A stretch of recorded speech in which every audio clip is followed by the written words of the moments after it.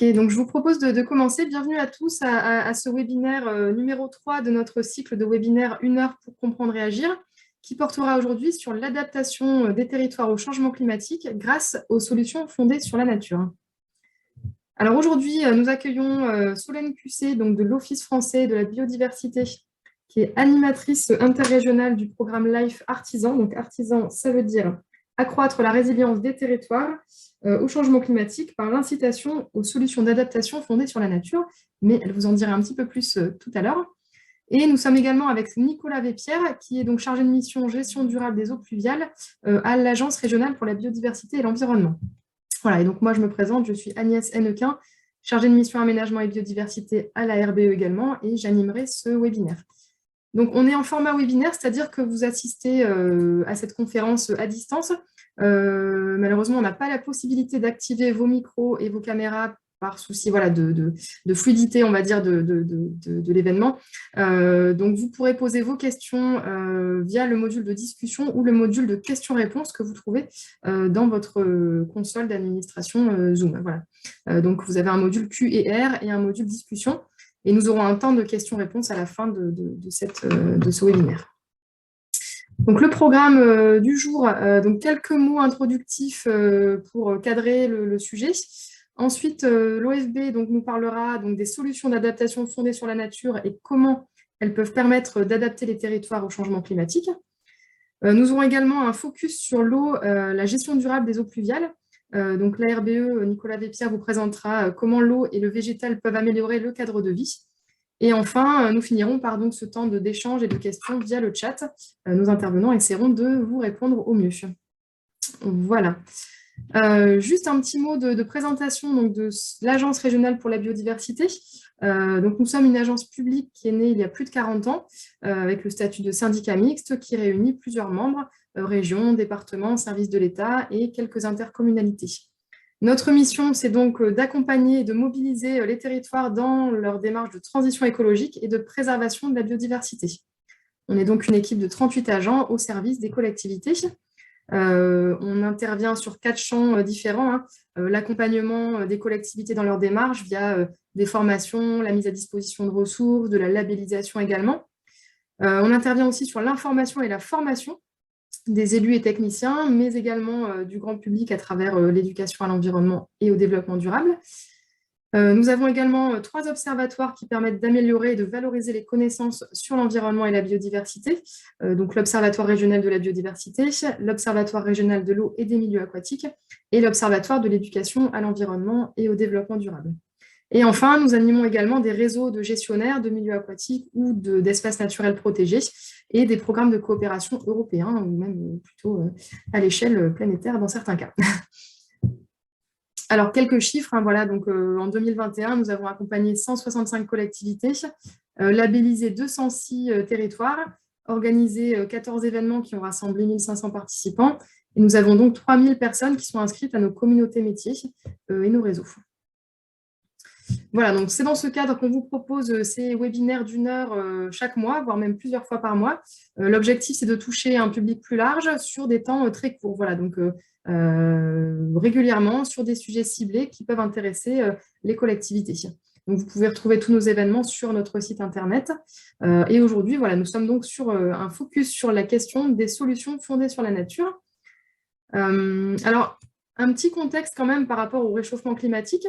Je pense que la plupart des personnes sont au courant que notre région est particulièrement vulnérable face au réchauffement climatique. Le GIEC a même parlé de hotspot du réchauffement climatique pour la région méditerranéenne. Quelques petits graphiques pour illustrer cet enjeu.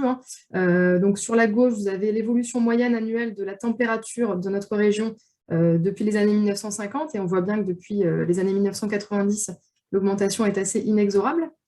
De la même façon, sur la droite, vous avez un graphique qui représente l'évolution du nombre de nuits tropicales sur Nice. Donc, les nuits tropicales, ce sont les nuits où la température ne descend pas en dessous de 20 degrés Celsius. Donc, ce sont des nuits qu'on peut appeler aussi caniculaires. On voit bien là aussi que ce nombre de nuits tropicales ne fait qu'augmenter dans le temps depuis les années 1950. Alors, les conséquences, effectivement, de ce réchauffement climatique sont déjà visibles chez nous. avec des pics de chaleur estivaux, des canicules, des catastrophes naturelles qui vont augmenter en fréquence et en violence. On parle beaucoup des inondations catastrophiques qu'il y a pu y avoir ces dernières années. On est également victime de périodes de sécheresse qui vont avoir des conséquences sur l'agriculture. Ce réchauffement climatique favorise aussi la propagation de maladies et il est lié également à la dégradation de la qualité de l'air. Alors, tous les territoires sont touchés par ces conséquences, mais les milieux urbains sont particulièrement vulnérables du fait de la concentration d'activités humaines et également de l'artificialisation des sols qui est particulièrement importante sur ces territoires. Un petit zoom sur la biodiversité, parce que vous allez comprendre que tout ça est très lié, réchauffement climatique et biodiversité. On a donc dans notre région un patrimoine naturel exceptionnel. Vous voyez cette carte qui montre en fait le nombre d'espèces présentes dans notre région par rapport aux autres régions et départements. Donc on est la première région métropolitaine en nombre d'espèces animales et végétales, et on abrite donc 71,5% des espèces de métropole. Donc, il y a un enjeu de biodiversité très fort dans notre région Provence-Alpes-Côte d'Azur, avec malheureusement un déclin qui se poursuit, se confirme et qui est alarmant. Un petit exemple ici, très frais, tiré de l'Observatoire régional de la biodiversité, sur l'évolution des populations d'oiseaux communs. Alors, les oiseaux communs, ce sont les espèces que vous voyez dans les milieux agricoles, que vous voyez en ville, comme par exemple les hirondelles, les martinets, les moineaux, mais également dans les milieux forestiers. Donc, ces espèces, elles sont en déclin constant depuis 2003. Le graphique parle de lui-même. Donc, on est sur des constats assez alarmants en termes de perte de biodiversité. Alors, le problème, c'est que cette biodiversité, non seulement elle est patrimoniale, on peut avoir envie de la préserver pour ce qu'elle est, mais elle apporte également des services qu'on appelle les services écosystémiques au territoire. Notamment, donc Solène le développera plus en détail ensuite, l'amélioration de la qualité de l'air, l'amélioration du confort thermique, l'approvisionnement alimentaire, puisque la biodiversité contribue également bien sûr à la production agricole, la gestion des eaux pluviales et donc la réduction des inondations, mais également le bien-être et la santé des populations. Puisqu'il y a de nombreuses études qui prouvent que la nature, la biodiversité favorisent la santé, le bien-être, et donc l'attractivité également des territoires. Alors, il faut bien comprendre que tout ça est en fait très interdépendant, c'est-à-dire que le changement climatique a des impacts sur la biodiversité, c'est une des pressions majeures sur la biodiversité. Donc, ce changement climatique, il augmente l'érosion de la biodiversité, et cette biodiversité, elle nous permet de nous adapter, elle propose des solutions pour s'adapter aux effets du changement climatique, aux impacts du changement climatique. Donc tout ça est complètement lié, on dit que ce sont les deux faces d'une même pièce, l'érosion de la biodiversité et le changement climatique. Et donc vous allez comprendre comment on peut aujourd'hui aider nos territoires à s'adapter, à résister finalement aux impacts du changement climatique grâce à la nature. Voilà, donc après ces petits propos introductifs, je vais laisser la parole donc à l'OFB, donc à Solène QC, qui va vous parler concrètement de cette adaptation grâce aux solutions d'adaptation fondées sur la nature. Solène, je te laisse activer ton micro et partager ton écran si tu le veux bien. Ouais. Alors bonjour à tous. Je partage, mais Agnès, il faut que tu départages, je crois. Tout à fait. Voilà. Alors.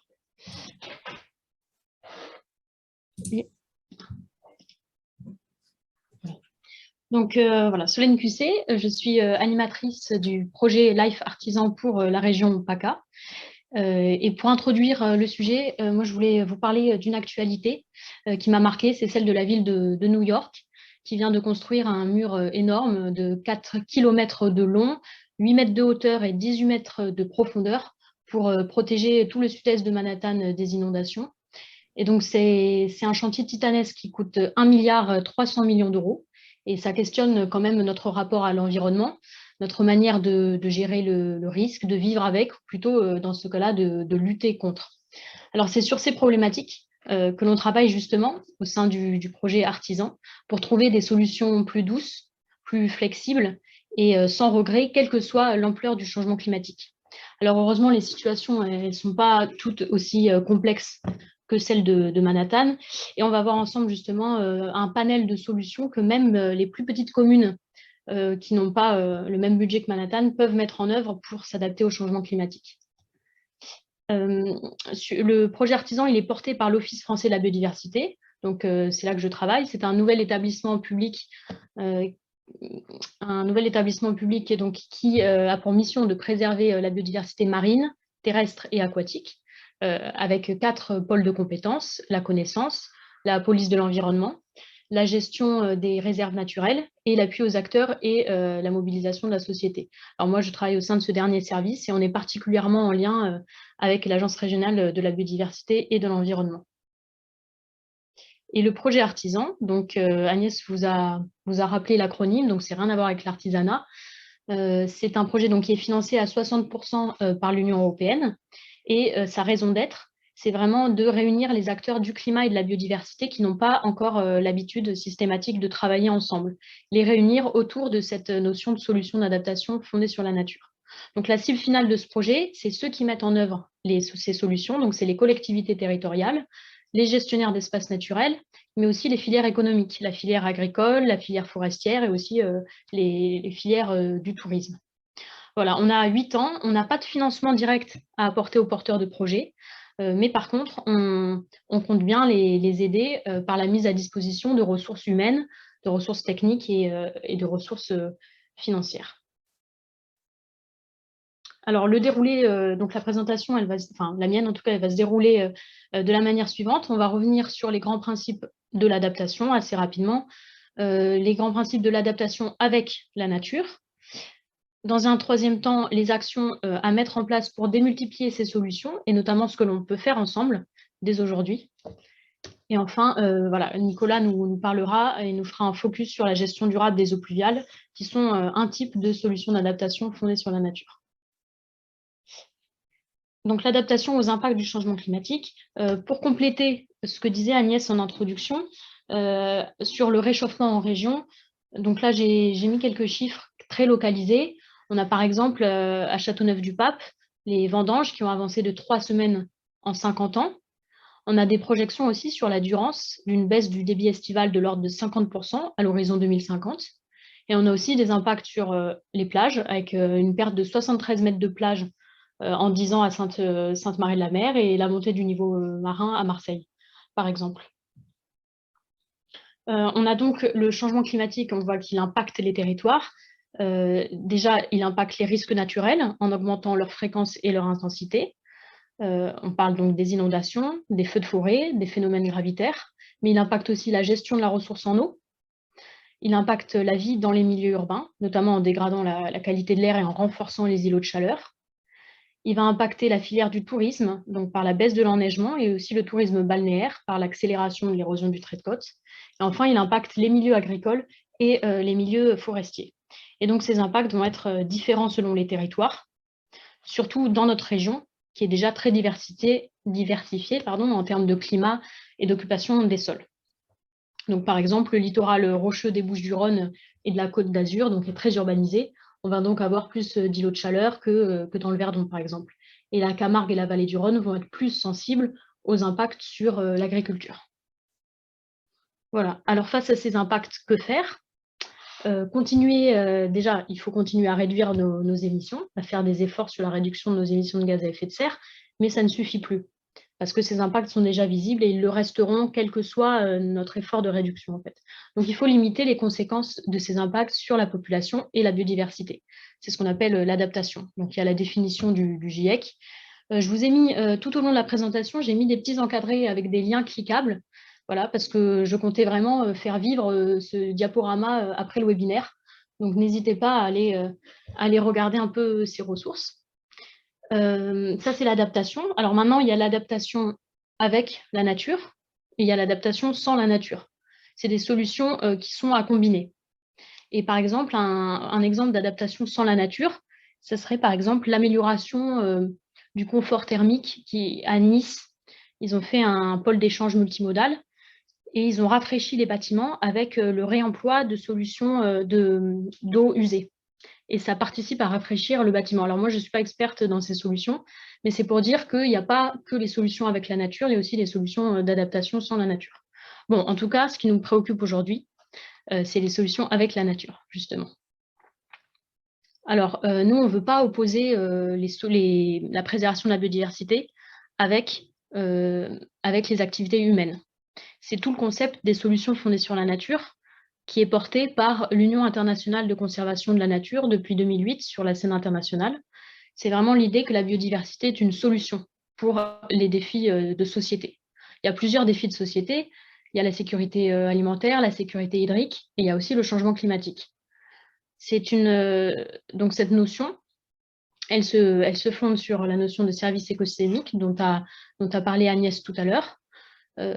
Voilà, donc les écosystèmes sains et fonctionnels nous rendent des services, donc il faut protéger, préserver à tout prix ces écosystèmes pour pouvoir continuer à bénéficier de ces services. Et les solutions d'adaptation fondées sur la nature, c'est un terme qui est propre au projet artisan.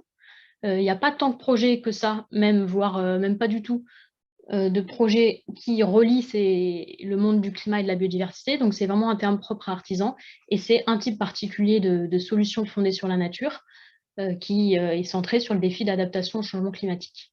Voilà, sans plus attendre, on a déjà trop tardé. La définition, ce sont les actions de préservation, de gestion durable et de restauration des fonctionnalités des écosystèmes qui permettent d'adapter les territoires aux impacts du changement climatique avec des co-bénéfices, à la fois pour la biodiversité, mais aussi pour le bien-être humain. Alors souvent, quand je m'entretiens avec des acteurs en région, beaucoup me disent qu'ils en font déjà sans le savoir, comme M. Jourdain fait de la prose sans le savoir. Et c'est parce qu'en fait, c'est un terme qui regroupe des savoir-faire existants. Ça regroupe les techniques utilisées par le génie écologique, ça regroupe la trame verte et bleue, la gestion intégrée des ressources en eau. Donc, actuellement, il y a tout un tas de termes et de savoir-faire très techniques. Et donc, ça, c'est vraiment un terme chapeau qui vise à harmoniser et pour faire front commun face aux solutions qui seront moins durables, qui seront moins bonnes pour l'adaptation et moins bonnes pour la biodiversité. Voilà, c'est vraiment pour une notion communicante. Pour rentrer un peu plus dans le concret, on a des SAFN par type d'écosystème, puisque c'est des solutions qui s'appuient sur les écosystèmes. Donc, en milieu agricole, c'est par exemple la préservation et la restauration de l'arbre et de l'arbuste. Donc, les haies, la création des haies, l'agroforesterie, l'agro-sylvopastoralisme aussi. La préservation et la restauration de la couverture végétale des sols, par exemple les bandes enherbées au bord des champs, l'enherbement des rangs et des interrants dans les vignes, les prairies permanentes ou les prairies temporaires. L'adaptation des pratiques culturales, par exemple l'introduction de légumineuses dans la rotation, la préservation et la restauration des milieux aquatiques et humides adjacents, donc les ripisylves et les cours d'eau. Donc il y a beaucoup d'exemples en région. Donc le parc naturel régional du Verdon a fait plein de bonnes choses. Par exemple, il a recréé un bocage. Mais il y a beaucoup d'autres exemples dans les PNR. Il y a aussi les GI2E, donc les groupements d'intérêts économiques et environnementaux, qui regroupent des agriculteurs qui travaillent sur un sujet en environnement. Et il y en a pas mal qui sont labellisés dans notre région et qui travaillent sur la conservation des sols agricoles. Donc beaucoup d'exemples déjà positifs pour lesquels on peut s'inspirer, duquel on peut s'inspirer. Il y a aussi des solutions en milieu forestier. Donc là, on va parler de diversification forestière, diversification des espèces à l'échelle de la parcelle ou du massif, diversification des âges, diversification des modes de gestion aussi, par exemple sylviculture irrégulière, libre évolution, l'ouverture des milieux par le sylvopastoralisme ou la préservation d'îlots de vieilles forêts.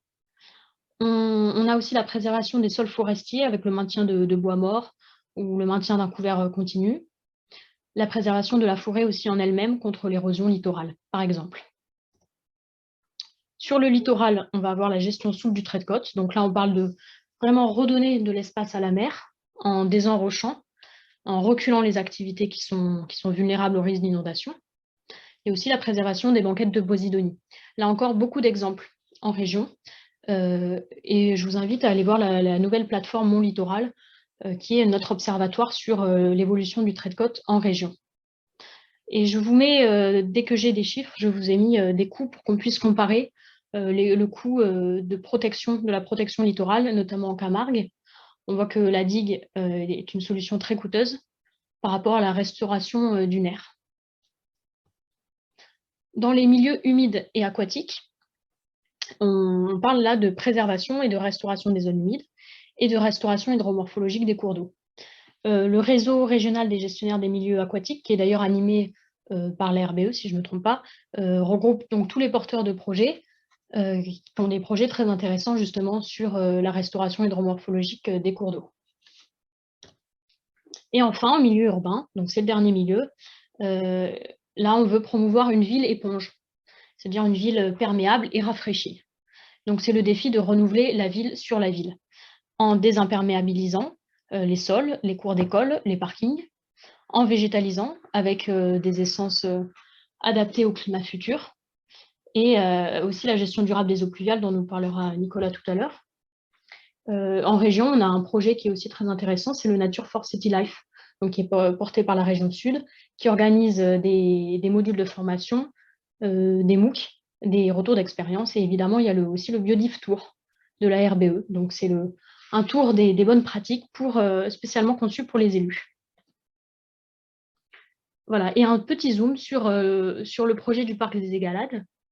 Donc ça se passe à Marseille. Le maître d'ouvrage, c'est Euroméditerranée. Et donc, ils ont pensé à requalifier un ancien site industriel qui est pollué. Ils le requalifient en parc urbain, donc ça sera beaucoup plus agréable. Ça fera déjà un îlot de fraîcheur. Et surtout, ça jouera un rôle pour réduire les inondations, puisque c'est une zone d'expansion de crues. Et ce parc, donc, il coûte 36 millions d'euros, si je me rappelle bien, sur 10 hectares. Mais ce qui est intéressant, c'est que la Caisse des dépôts et de consignation biodiversité a chiffré les bénéfices non marchands de ce parc pour pouvoir rendre ce parc compétitif par rapport à des solutions qui sont moins durables, comme par exemple un mur, comme aurait fait New York. Et donc, alors je ne vous détaille pas les calculs, mais tout ça est très bien détaillé dans leurs documents. Mais au final, pour 1 million d'euros dépensés dans le projet, 6,2 millions de bénéfices publics et privés sont attendus en retour. Voilà, donc là j'ai fini un peu ma liste de solutions fondées sur la nature. Normalement, vous devriez mieux visualiser ce qu'est une solution. Et là, je voulais juste vous dire comment relier les enjeux d'adaptation à la solution. Et vous dire que voilà, une solution, ça répond à plusieurs enjeux d'adaptation. Donc, par exemple, la restauration des zones humides, ça va répondre à l'enjeu des inondations, mais ça va aussi améliorer la qualité de l'eau et faire un îlot de fraîcheur et même stocker du carbone. Donc, on peut même espérer atténuer le changement climatique avec la restauration des zones humides. Et inversement, pour répondre à un enjeu d'adaptation, donc par exemple, réduire la vulnérabilité des territoires aux inondations, il faut combiner et multiplier le plus possible de solutions. Il n'y a pas qu'une solution, mais il n'y a pas que les zones humides, par exemple, mais il y a aussi les haies en amont des villes, restaurer le bocage, et en aval, au sein des villes elles-mêmes, désimperméabiliser les sols. Voilà. Alors, pour vraiment bien comprendre ce qu'est une solution d'adaptation fondée sur la nature, on peut aussi voir ce que n'est pas une solution fondée sur la nature. Par exemple, dans tout ce panel, je vais me concentrer, par exemple, sur les canons à neige, qui sont des solutions je pense qu'on est quand même tous d'accord que c'est des solutions de court terme et qui sont ni bonnes pour l'adaptation au changement climatique, ni pour la biodiversité, et qui vont sûrement aggraver le problème ailleurs ou après dans le temps. Donc ça, c'est des solutions qu'on appelle dites de maladaptation et qu'il faut éviter. Ensuite, on a aussi une image de nature qui est assez jardinée. Et alors, c'est pas que c'est mauvais en soi, hein, mais c'est que ce n'est pas une solution fondée sur la nature, puisque nous, on préconise plus une nature sauvage qui va s'auto-entretenir elle-même. Donc, on aura des coûts d'entretien qui seront moins élevés. Et voilà, puisque l'idée derrière les solutions fondées sur la nature, c'est vraiment une gestion assez peu interventionniste de l'homme sur le milieu. La nature n'est plus dominée par l'homme. Donc, c'est un changement de paradigme quand même. Alors, comme c'est un changement de paradigme, évidemment, elles vont être confrontées à tout un tas d'obstacles pour leur mise en œuvre. Déjà, dès leur émergence, dès l'idée de faire des solutions fondées sur la nature, il y a des obstacles. Déjà, une mauvaise perception de la biodiversité par les riverains qui vont penser aux moustiques, qui vont penser justement que la nature sauvage, ça fait un peu abandonné. Et donc déjà, voilà, moustiques, pollen, la boue aussi, que peuvent ramener les enfants s'ils sont dans une cour d'école végétalisée. Donc ça peut bloquer déjà très tôt dans le processus de mise en œuvre de la solution. Il y a aussi le fait qu'on manque de garantie sur vraiment les coûts et les bénéfices de ces solutions. À la conception, on a par exemple un manque de formation des bureaux d'études. On a aussi un manque de transversalité entre les services d'une collectivité. Donc là, j'ai mis des petites bulles parce que c'est ce qu'on m'a dit. Hein. Moi, ce n'est pas un jugement comme ça, mais c'est ce qu'on m'a rapporté d'après mes entretiens avec les acteurs de la région. Lors de la réalisation, donc, on va avoir des problèmes d'acquisition foncière, notamment pour les solutions de restauration des zones humides, par exemple, qui nécessitent quand même pas mal de place. Et donc, il y a une concurrence sur l'utilisation de la terre. Et enfin, pour pérenniser la solution dans le temps, il y a des difficultés parce que souvent, on a pensé à mettre tout l'argent dans l'investissement, dans la mise en œuvre de la solution, mais après, on n'a plus de sous pour le fonctionnement et pour l'entretien de la solution. Même si, je le rappelle, c'est quand même un coût d'entretien qui est beaucoup moins cher que d'autres solutions. Voilà. Et puis en dernière partie, comment déployer les solutions d'adaptation fondées sur la nature? Donc, quelles actions mettre en œuvre? Au sein du projet artisan, on a 28 partenaires. Ce qui est intéressant, c'est qu'ils travaillent à 3 échelles géographiques différentes. On a une échelle locale avec 10 sites pilotes qui ont été financés par le projet, qui sont chargés de démontrer que c'est faisable et que c'est efficace. Donc, on a 10 sites pilotes qui ont des enjeux d'adaptation diversifiés et aussi des types de structures porteuses diversifiées. Et on va les instrumentaliser pour pouvoir suivre avec des indicateurs de suivi et d'évaluation pour pouvoir mesurer leur efficacité. À l'échelle régionale, on a un réseau d'animateurs régionaux comme moi. On est 13 animateurs régionaux et donc on s'entraide et on s'échange beaucoup d'informations. Et les animateurs régionaux, on s'efforce de relier les initiatives du terrain, les projets du terrain avec les aides et les dispositifs régionaux. Et enfin, au niveau national, on a des partenaires qui créent des ressources et qui font monter les acteurs en compétences. Et à un niveau plus stratégique aussi, ils essayent de faire un lobbying pour mettre à l'agenda la préservation de la biodiversité et l'adaptation au changement climatique dans les stratégies un peu plus européennes, même si ce n'est peut-être pas la priorité. Voilà, alors, donc, moi, je vais me concentrer maintenant sur l'animation régionale pour voir ce qu'on peut faire ensemble, justement. J'ai mis cette photo un peu humoristique parce que, voilà, il y a un an, les animateurs régionaux, ils sont partis à l'aventure, comme Bilbo le Hobbit, pour réunir les personnes sensibilisées, ambassadrices des solutions fondées sur la nature. Et on a commencé à réunir des institutions publiques, majoritairement, donc de climat et de la biodiversité, de rang régional, pour avoir une vision d'ensemble du territoire, et une vision un peu stratégique avec des structures qui décident un peu et qui financent des projets, par exemple. Voilà, l'idée, c'était de s'entendre déjà entre nous, se coordonner pour parler d'une seule et même voix au territoire. On est en lien avec des partenaires, donc, qui sont tous les gens sensibilisés à la biodiversité et au climat, plus locaux ou plus spécifiques, et aussi des porteurs de projets. Le comité de suivi plus les partenaires, ils forment le réseau régional sur les solutions d'adaptation fondées sur la nature.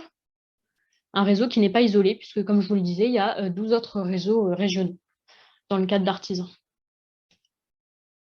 Et avec ce comité de suivi, on a réfléchi à 4 objectifs pour déployer les solutions en région. Donc, de l'amont à l'aval, on a déjà l'objectif 1, c'est mobiliser les acteurs et les citoyens par l'animation du réseau régional, pour faire se rencontrer les acteurs, par la formation, la communication et la mise à disposition donc, de retours d'expérience très régionalisés. Le deuxième objectif, c'est d'intégrer les solutions dans la planification, dans les documents contractuels ou réglementaires du climat et de la biodiversité, et les documents d'urbanisme aussi, comme les PLU. 3, financer les projets.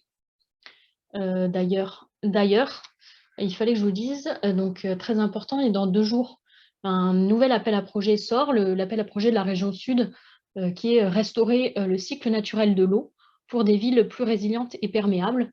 Et on pourra faire intervenir Sandrine Henkel, qui gère cet appel à projet, pour qu'elle nous en dise un peu plus tout à l'heure.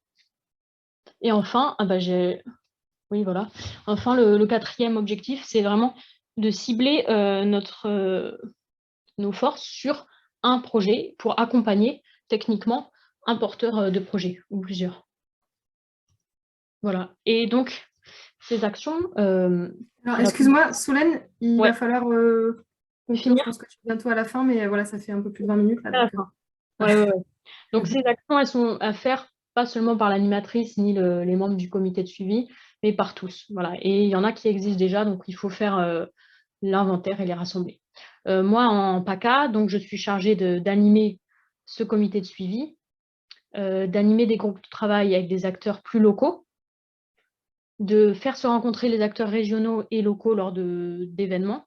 Par exemple, l'événement qu'on a organisé en novembre dernier avec une visite de terrain, avec l'ADEME, le CEREMA et la région Sud.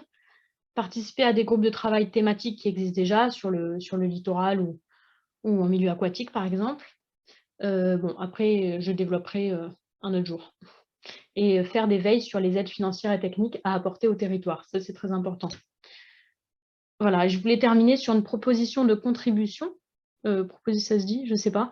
J'aimerais en gros vous proposer de former des groupes de travail pour ceux d'entre vous qui se sentiraient ambassadeurs des SAFN, pour que l'on puisse, pour chaque territoire, déjà former des binômes d'acteurs du climat et de la biodiversité, faire un espèce de catalogue des projets de solutions d'adaptation fondées sur la nature sur votre territoire, pour qu'ensuite on puisse proposer des visites de terrain pour les élus ou les techniciens et les techniciens de votre territoire. Voilà, donc si vous êtes motivé, je vous invite à rejoindre l'aventure et à vous inscrire à ces groupes de travail via ce lien. Voilà, merci. Merci Solène pour cette présentation.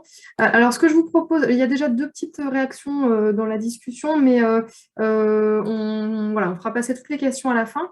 Je propose d'enchaîner directement sur la présentation de Nicolas Vespierre, sur la gestion durable des eaux pluviales.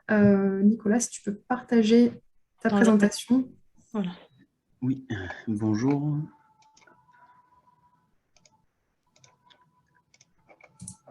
Normalement, c'est bon, là, ça partage. Oui, c'est bon, on voit ton PowerPoint.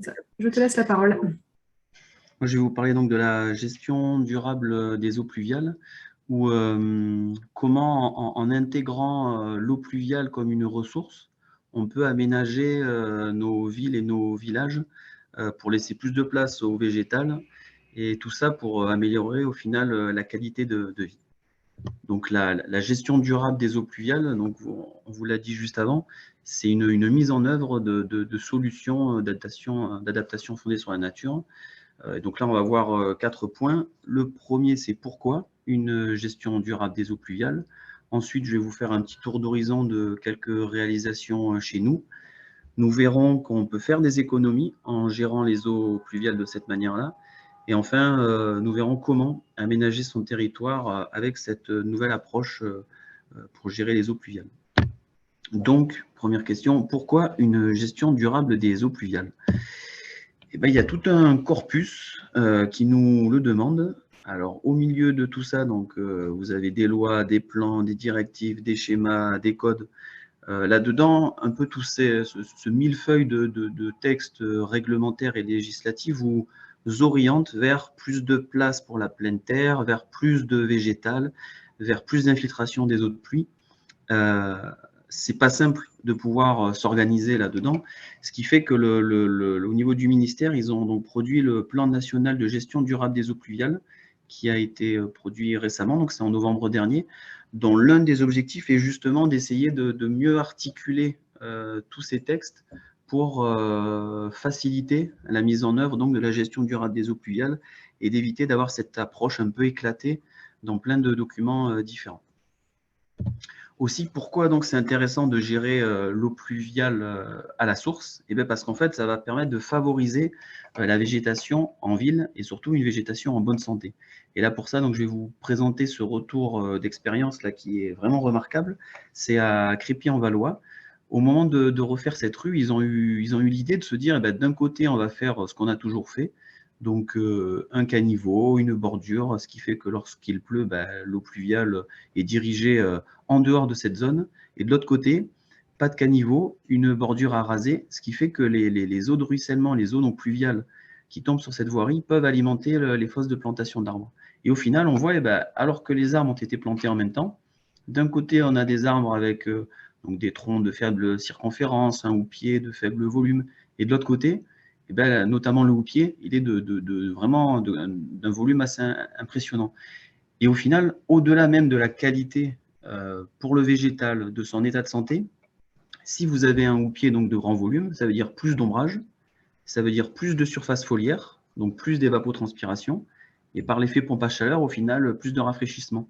Ce qui fait que rien qu'en réfléchissant l'eau de pluie, l'eau pluviale, on va pas, je pourrais revenir dans les définitions des mots, mais ce n'est pas peut-être le but là du webinaire, mais en tout cas, voilà, en réfléchissant sur qu'est-ce que je peux faire de mon eau pluviale, si je l'infiltre, et ben à partir de là, ça ouvre la voie à pas mal de bénéfices sur la qualité de vie, sur la nature en ville, le rafraîchissement, et tout ça au final pour s'adapter au changement climatique.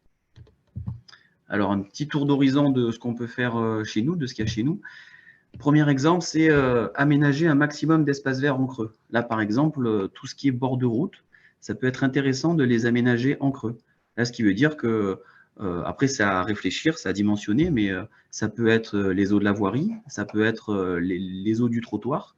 Et en fait, on les dirige vers un espace qui est en creux, où ensuite on pourra infiltrer. Idem, bon là, ça saute pas aux yeux, mais cette zone est en creux, et donc ça va permettre un meilleur développement au niveau de ces arbustes. Un jardin aussi, vous pouvez le créer en creux. Donc là, on est sur un exemple où le décaissé, donc en fait, ici, vous avez le niveau bas, ici, vous avez le niveau haut, je pense qu'on voit ma souris. Là, il y a la pente, ce qui fait que là, on est vraiment sur un décaissé assez important.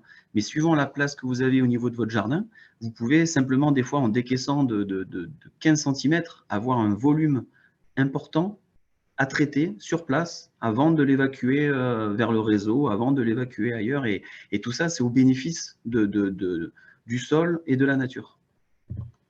Là, par exemple, pour parler des noues, bon, la première photo, c'est le contre-exemple. Hein, c'est pour dire que, attention, il faut vraiment arrêter le paillage synthétique. Là, ici, donc, la noue est à ce niveau-là. Elle est alimentée par des avaloirs. C'est une possibilité.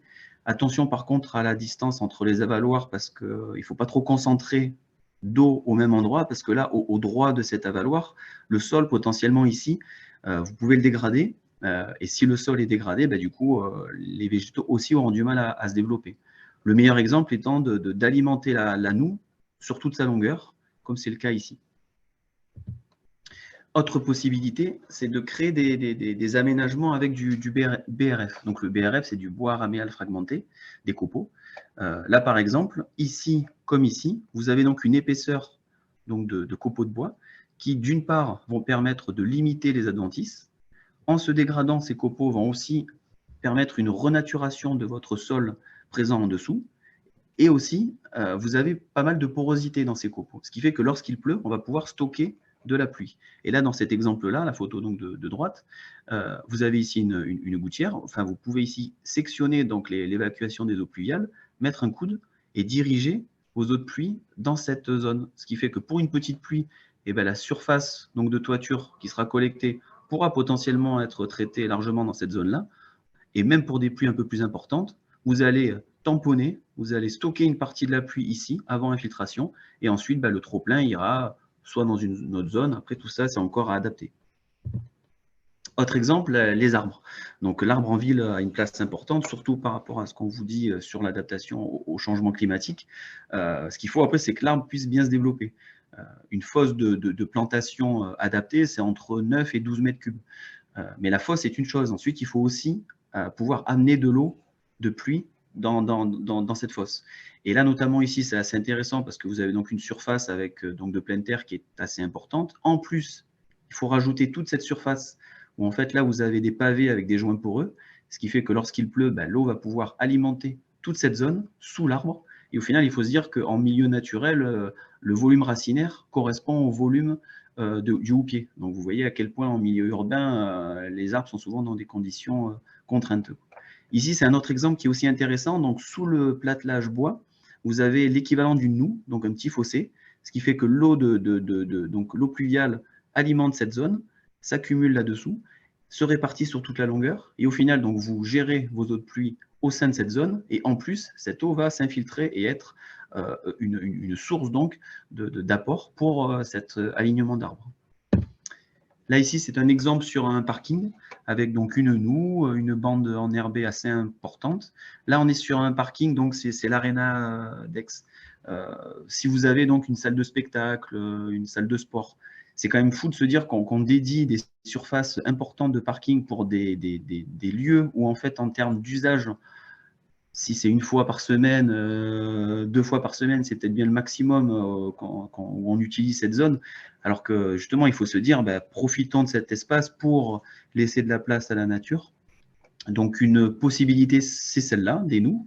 Vous pouvez aussi, ce qui marche assez bien sur des salles de spectacle, c'est un mélange terre-pierre. On pourra revenir si vous avez des questions sur un peu les différentes techniques. Et les toitures végétalisées. Donc chez nous, on a pas mal d'exemples où le végétal meurt assez rapidement. La faute à un substrat trop faible, une épaisseur trop faible, des substrats très drainants, alors que si on choisit des épaisseurs à partir de 12 cm, voire entre 15 et même 30 cm, si on choisit aussi une texture de substrat avec une capacité à absorber l'eau, du coup, vous arrivez à avoir une inertie sur votre toiture, retenir un petit peu plus longtemps l'eau, et à partir de là, on peut commencer à avoir vraiment des ambitions sur la toiture, et notamment ici, d'installer des vivaces au niveau de la toiture, de laisser un petit peu d'espace libre, et cet espace libre est aussi intéressant parce que du coup, ça va permettre aux espèces spontanées, apportées par le vent, apportées par les oiseaux, de se développer. Et donc, du coup, vous aurez une vie, un cycle des saisons au sein de votre toiture. Donc là, on a fait le tour de quelques réalisations. Je vais vous montrer que gérer donc, les eaux pluviales à ciel ouvert, ça permet de faire des économies. Donc là, c'est une comparaison donc, pour 1 mètre cube d'eau pluviale gérée, soit à ciel ouvert, donc sur des espaces verts, on est entre 20 et 50 € par mètre cube, alors que sur un bassin béton, vous êtes entre 1000 et 2000 € par mètre cube. Et ce qu'il faut se dire, c'est que donc déjà là, c'est moins cher. Et en plus, ici, on traite. Vous allez infiltrer les eaux. Donc les eaux, une partie vont s'absorber, vont se fixer aux particules du sol. Une partie, suivant les types de pollution, vont pouvoir être dégradées par la vie biologique, les bactéries, les champignons, les plantes. Donc du coup, on traite la pollution. Alors que de l'autre côté, c'est beaucoup plus cher et on est uniquement sur du stockage. Et ce qu'il faut aussi se dire par rapport à l'aspect économique, c'est que là, vous allez financer un ouvrage qui n'aura pas une utilité uniquement pour les grosses pluies, un bassin béton qui va juste se remplir durant un épisode orageux. Non, vous allez avoir potentiellement votre terrain de foot, votre parc, qui aura donc un usage toute l'année, qui sera là pour apporter une qualité de vie à vos habitants. Et en même temps, cet ouvrage sera réfléchi avec une fonction hydraulique. C'est pour ça qu'on parle souvent de gestion durable et intégrée. Parce que du coup, la fonction hydraulique est intégrée à un autre usage de l'ouvrage. Et donc tout ça, ça vous permet pour l'exemple d'un parc, par exemple, vous avez donc un parc où en plus l'eau va pouvoir s'infiltrer à l'intérieur, vous allez donc créer un îlot de fraîcheur, et tout ça, ça va avoir une incidence pour s'adapter au changement climatique et créer des petits îlots un peu plus agréables à vivre dans le futur. Donc là, je vais vous montrer comment on peut aménager son territoire donc avec une gestion durable des eaux pluviales. Donc la première chose à se dire, c'est que vraiment, l'eau pluviale n'est pas uniquement le rôle du service eau et assainissement. L'ensemble des services d'une collectivité ont un rôle à jouer. Par exemple, l'urbanisme, au niveau de l'instruction des permis de construire, demander une notice hydraulique, étudier cette notice en lien avec le service eau et assainissement, le service espace vert, dès l'instant où on conçoit un espace vert, réfléchir aux zones d'écoulement des eaux pluviales. Est-ce qu'on peut les intercepter? Est-ce que du coup, c'est intéressant de créer mon espace vert en creux pour que justement, lorsqu'il pleut, l'eau s'accumule dans cette zone? Là, encore une fois, ça montre qu'au niveau des espaces verts, ils ont un rôle important à jouer pour changer la manière d'aménager la ville, en prenant en compte l'eau pluviale comme une ressource. Au niveau des bâtiments publics, de déconnecter les évacuations des eaux pluviales lorsqu'on a des évacuations en façade, comme ce qu'on a vu sur l'exemple là en photo, et du coup de déconnecter donc l'eau de pluie, les eaux pluviales, et de les amener dans les espaces de verdure autour du bâtiment. Au niveau de la voirie également, si on doit refaire une rue, se dire est-ce qu'on peut mettre une structure réservoir sous ma voirie. Et enfin, au niveau du service mobilité, par exemple, pour l'exemple d'une rue, vous avez une rue à refaire, elle est en double sens. On peut se poser la question, bon, on garde l'usage, ok, les habitants ont dit non, non, cette rue, il faut qu'on puisse la prendre en voiture, ok, mais alors du coup, est-ce qu'on garde du double sens? Est-ce qu'on ne passerait pas avec un sens unique? Du coup, cette largeur qui sera disponible, on peut mettre une piste cyclable, une noue qui pourra être ensuite plantée avec des arbustes et des arbres. Et du coup, d'un projet donc de refaire un peu la rue, vous allez pouvoir aller vers quelque chose de beaucoup plus bénéfique et pour la nature et pour les habitants. Et donc là, l'idée, c'est de montrer que chaque service a un rôle à jouer. Les services doivent discuter entre eux. Il faut arrêter de fonctionner en silo. Et donc, bon, idéalement même, c'est d'avoir un service de gestion des eaux pluviales qui pourrait être central et qui pourrait permettre un peu de faire chef d'orchestre au milieu de tous ces autres services. Donc là, c'est pour comment, au sein de votre territoire, vous pouvez essayer d'organiser votre collectivité pour réfléchir autrement la place de l'eau. Et là, je vais vous présenter, bon après c'est qu'une proposition, des étapes sur un projet d'aménagement.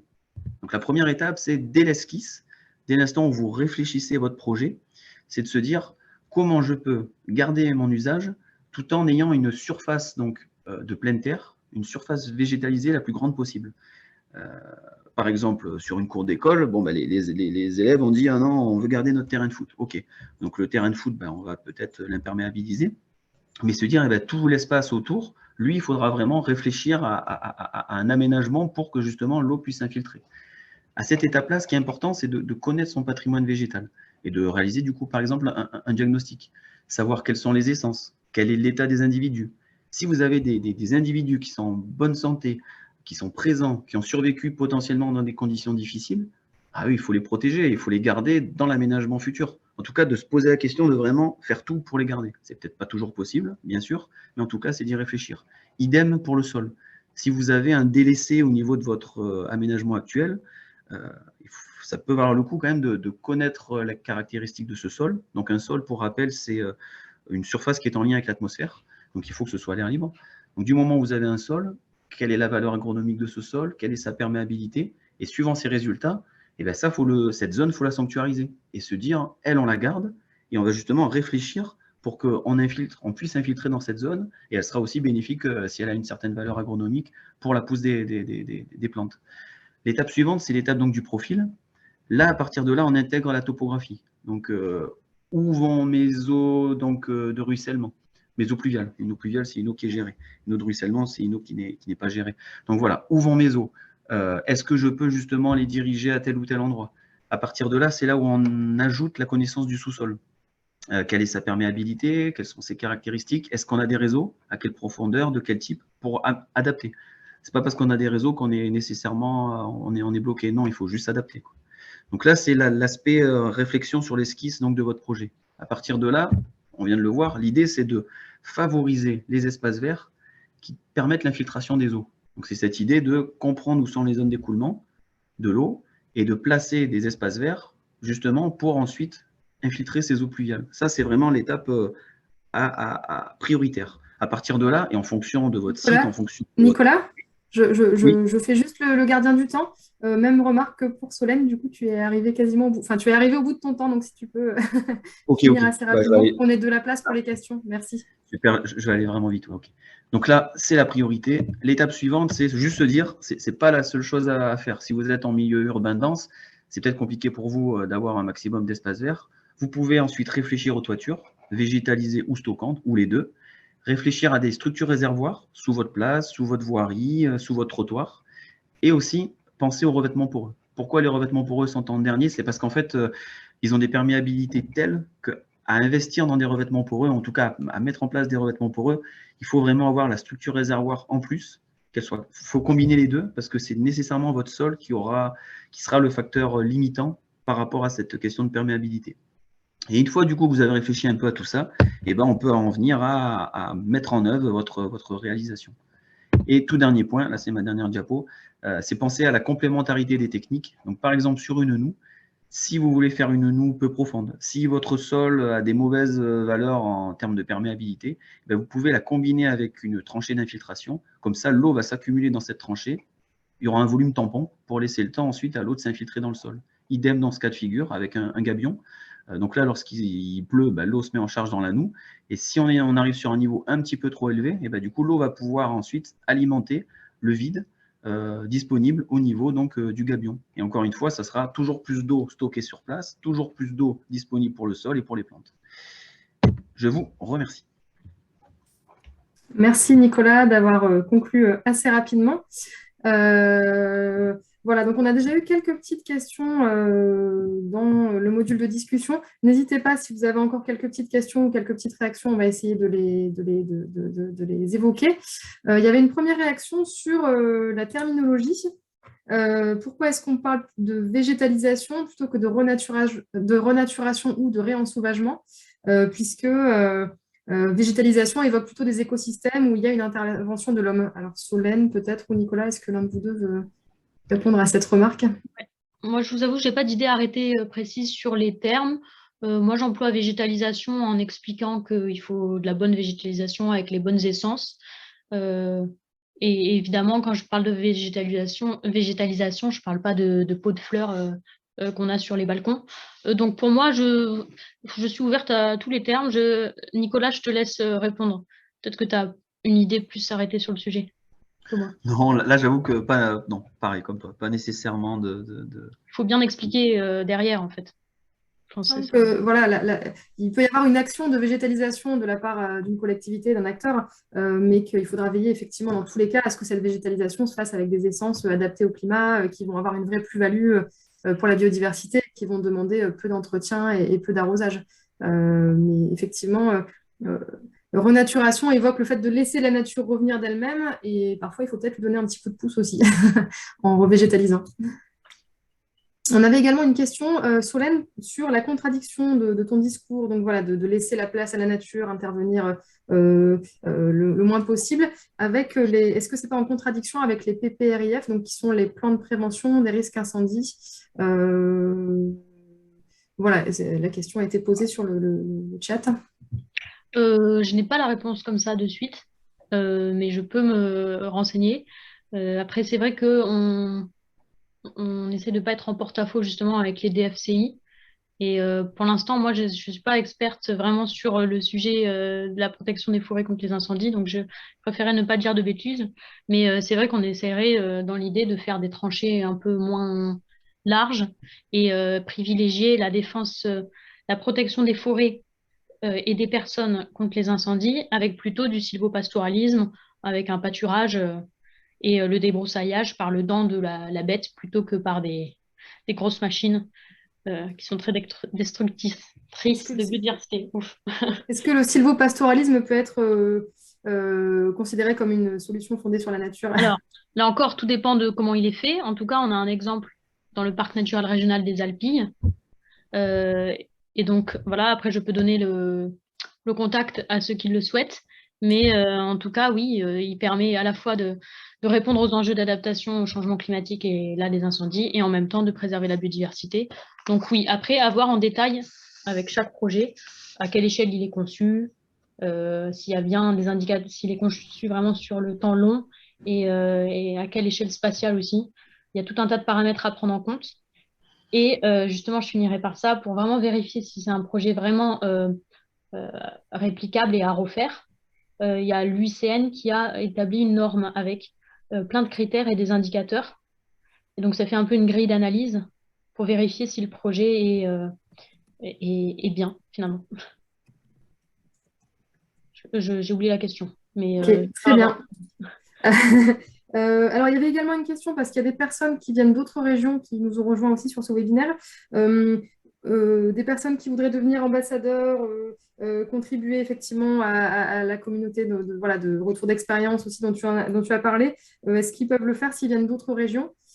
Solène? Oui, alors bien sûr. Donc, j'ai diffusé l'adresse mail de l'animatrice artisan en Auvergne-Rhône-Alpes. Voilà, sur le chat, c'est Héloïse Gauthier. Et tant que j'ai la parole et tant que j'y pense, voilà, Sandrine voulait peut-être… Oui, oui, je vais lui donner la parole ensuite. Ouais. On va terminer sur les questions et peut-être ensuite faire l'information sur l'appel à projet. Ok. Voilà, donc sur les réponses, donc effectivement, dans les régions où il y a un animateur artisan, c'est possible de le contacter pour également devenir. Et sur les groupes de travail, d'ailleurs, je vous ai envoyé le lien pour le formulaire. Et quand on clique sur le lien, il y a marqué groupe de travail SAFN et PCAET. Mais ne faites pas attention au titre. Il faut que je le change. C'est groupe de travail SAFN pour tous les acteurs locaux, qu'ils soient PCAET ou pas. C'est parce que j'ai fait un autre webinaire la semaine dernière avec les chargés de mission des plans climat. Mais vous pouvez vous inscrire sur ce même lien. Il n'y a pas de souci. Ok. Voilà. Ensuite, on avait du coup, la question qui revient tout le temps, c'est voilà, comment se procurer les présentations du webinaire et éventuellement cliquer sur les liens, les ressources, etc. Donc, tous nos webinaires sont mis en ligne sur le site internet de la RBE quelques jours à une semaine après le webinaire. Donc, vous aurez le replay sur notre chaîne YouTube et les documents qui seront mis en ligne avec les ressources que nous vous avons fait parvenir. Voilà, donc si vous ne le trouvez pas sur le site internet, n'hésitez pas à me contacter, comme ça je vous renverrai sur la bonne page, puisque le site est en constante évolution. Voilà. Ensuite, voilà, il y avait une dernière question sur le lien entre artisans et le CGDD, donc la communauté des territoires engagés pour la transition écologique. Solène, je vois que tu as fait une réponse dans la discussion, mais peut-être que tu peux… Oui. Alors après, c'est des idées comme ça qui sortent de ma tête, hein, mais le lien avec artisans et les communautés, ou même les communes qui sont labellisées territoire pour la transition écologique ou territoire engagé pour la nature, c'est toujours le même. En gros, c'est d'aller sensibiliser vraiment les élus et les techniciens de ces territoires à la préservation de la biodiversité et à l'adaptation au changement climatique, d'aller faire un inventaire de leurs projets sur leur territoire, d'organiser des visites de terrain. Et tout cela, on peut s'organiser justement par ces petits groupes de travail locaux pour faire ce catalogue et faire ces visites de terrain. Voilà, l'idée, c'est ça. Et n'hésitez pas à me solliciter pour des interventions plus ponctuelles sur votre territoire, pour vos élus et vos techniciens. Voilà, je serais ravie de refaire cette présentation. Alors, sachant que du coup, je profite de cette question sur les visites de terrain. Donc, on a également un dispositif au niveau de l'agence de la RBE qui s'appelle le BioDiv Tour, qui est couplé à un dispositif de formation sur la nature en ville et son rôle pour l'adaptation au changement climatique. Donc, ce dispositif s'appelle le programme Life Nature for City. Donc, sur notre site internet, vous pouvez aussi consulter les différentes visites qu'on propose sur des collectivités qui ont mis en place des actions exemplaires et notamment de renaturation, désimperméabilisation, etc., en lien avec l'adaptation au changement climatique. Et on propose également des formations, donc des interventions destinées aux élus des territoires métropolitains de la région, donc Aix-Marseille-Provence, Toulon-Provence-Méditerranée et Nice-Côte d'Azur. Voilà, donc ça c'est l'info aussi en parallèle. Je vais regarder si nous avons de dernières questions.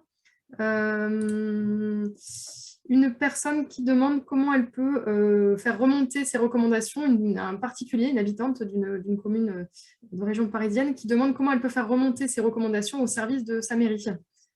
Oui.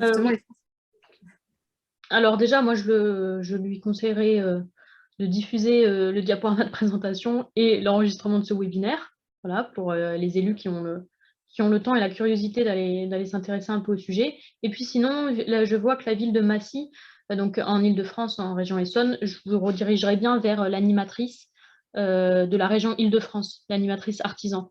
Et vous pouvez prendre contact avec elle pour qu'elle-même, elle fasse des interventions ponctuelles pour votre mairie. Donc, je vous mets le mail de l'animatrice Île-de-France, qui est Gabrielle. Très bien. Alors, je crois qu'on en a terminé au niveau des questions et des réactions. Voilà, donc j'espère que ça vous aura inspiré, que ça vous aura peut-être donné envie de vous aussi utiliser ces solutions d'adaptation fondées sur la nature. Je vais laisser la parole une dernière fois à Madame Henkel pour qu'elle puisse nous parler rapidement de cet appel à projet de la région. Sandrine Henkel, si vous voulez du coup prendre la parole, c'est possible. Oui, ben, vous m'entendez? Tout à fait. Oui. Vous m'entendez? D'accord, merci Solène. Oui, bonjour à tous et merci beaucoup de me laisser la parole. Je vais essayer d'être brève. En fait, donc, la région Sud Provence-Alpes-Côte d'Azur lance donc ce jeudi un appel à projet qui s'inscrit totalement dans les thématiques qui ont été abordées lors de ce webinaire, puisque l'objectif est effectivement de favoriser l'émergence et la mise en œuvre de projets qui des solutions fondées sur la nature, qui visent d'une part à favoriser l'infiltration de l'eau de pluie à la source pour limiter le ruissellement urbain, en désimperméabilisant les sols à proximité immédiate des cours d'eau, et d'autre part à renaturer et restaurer les cours d'eau en milieu urbain. Donc c'est un appel à projet en fait qui s'adresse aux communes PCI et aux gestionnaires de milieux aquatiques de la région Sud, qui donc est lancé mars et sera clos le 1er juillet 2022. Et s'il y a des auditeurs qui sont intéressés pour avoir plus de renseignements sur cet appel à projet, j'ai marqué mon adresse mail dans le fil de discussion. Donc, n'hésitez pas à revenir vers nous. Concernant cet appel à projet, merci beaucoup à l'Arbre de me permettre d'en dire 2 mots. Pas de problème, merci pour ce petit éclairage. Et puis voilà, n'hésitez pas à vous renseigner si cela vous intéresse. Je pense qu'il est l'heure de conclure ce webinaire. On est resté dans les temps, donc merci aux intervenants et merci à vous pour votre attention et votre participation et vos questions. Et donc, je vous laisse nous retrouver. Donc, le prochain webinaire aura lieu le prochain webinaire aura lieu le 5 avril, donc sur le programme Entreprises engagées pour la nature. Et nous avons également fin mars un webinaire, justement dans le cadre du programme Life Nature for City, sur la nature en ville, donc plutôt pour les territoires urbains et l'adaptation au changement climatique. Donc un thème très proche, mais on ira encore plus dans des exemples d'aménagement concrètement au niveau des collectivités, comment vous pouvez intervenir et quels petits aménagements vous pouvez, gros aménagements d'ailleurs, vous pouvez mettre en œuvre pour amener plus de nature et plus de qualité de vie sur vos territoires. Voilà, donc n'hésitez pas à vous inscrire à nos prochains webinaires et à retrouver le replay sur notre site internet prochainement. Voilà, je vous souhaite une bonne journée à tous et à bientôt. Bonne journée, au revoir.